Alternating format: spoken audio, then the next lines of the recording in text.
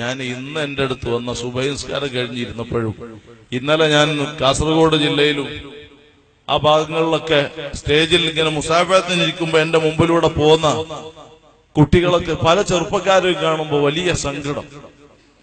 ഒരിങ്ങോട്ട് തൊപ്പിയുണ്ട്, ഞാൻ പറഞ്ഞല്ലോ ഈ ഫേസ് നെറ്റ് കെട്ടി ഇങ്ങനെ മറച്ചു വെച്ച് ഉള്ളിൽ കള്ളത്തരം കേൾക്കും എന്ന പോലെ മുടി ഇങ്ങോട്ട് ഈ ഫ്രണ്ട് ഭാഗം മുടി കൂടുതൽ പൊക്കിയിട്ട് ബാക്ക് സൈഡ് ചെറുതാക്കിയിട്ട് ഒരു തൊപ്പിയാണ് കമ്മിറ്റി. എന്റെ അടുത്ത് നിന്ന് സുബൈന്റെ ശേഷം വന്ന ഏകദേശം ചെറുപ്പക്കാരെ ഞാൻ മനസ്സിലാക്കി.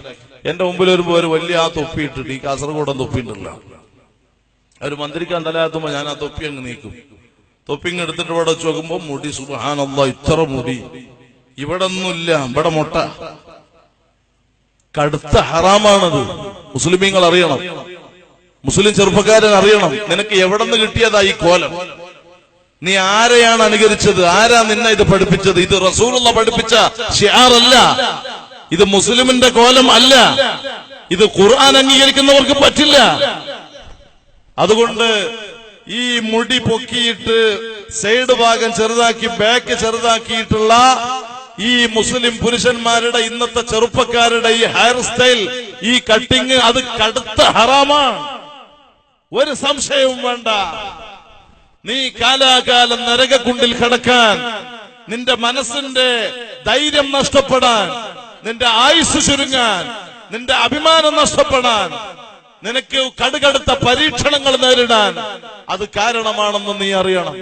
അതുകൊണ്ട് ഇന്ന് വളർന്നു വരുന്ന ചെറിയ 3, 4, 5 വയസ്സുള്ള ആൺകുട്ടികളെ പോലും ഇന്നത്തെ പരിഷ്കാരികളായ മുസ്ലിം പെണ്ണുങ്ങൾ, മുസ്ലിം ഉമ്മമാർ ഈ രൂപേണ മുടികെട്ട് ചെയ്യിക്കുന്നു. ഫ്രണ്ട് കൂടുതൽ ആൺകുട്ടികൾക്ക്, ബാക്ക് സൈഡ് ചെറുതാക്കിയിട്ടുള്ള കട്ടിങ്. ഈ സദസ്സിൽ അത്തരം മുടി കൊണ്ട് കളിച്ച എത്ര പുരുഷന്മാരുണ്ട്? അല്ലാഹു ലഅനത്ത് ചെയ്ത വിഷയമാണ്. നിങ്ങളെ ദുനിയാവും ആഖിറവും നഷ്ടപ്പെടുന്ന വിഷയമാണ്. ഇത് ഗൗരവമുള്ള വിഷയമാണ്.